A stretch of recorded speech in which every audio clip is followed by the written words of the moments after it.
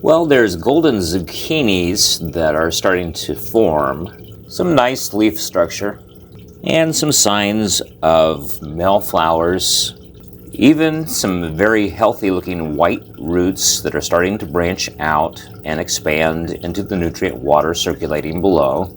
Spider Farmer SF1000 grow light intensity still dialed down, and thanks to a sticky yellow trap, I have no more issues with the insects that caused the death of the last zucchini plant. If you recall, I did have 2 backup plants that were in this tiny AeroGarden Sprout under a 10-watt LED light.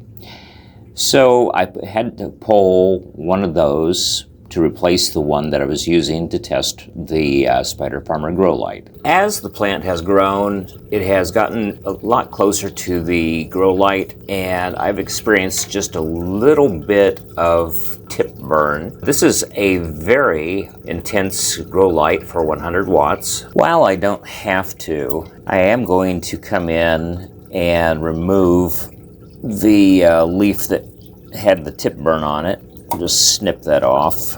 I'm not terribly worried about that. And the leaf did not need to be removed. There's another one in here that I'm going to take off.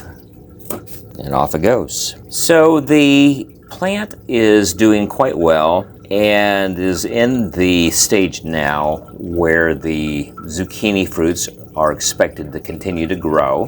But overall, I'm quite pleased with the ability of the Spider Farmer light to cover this 2x2 space. And as a matter of fact, it's so intense, I'm glad it has the dimmer knob, and it's going to allow me to grow plants that are broader across, as well as multiple plants under the same light.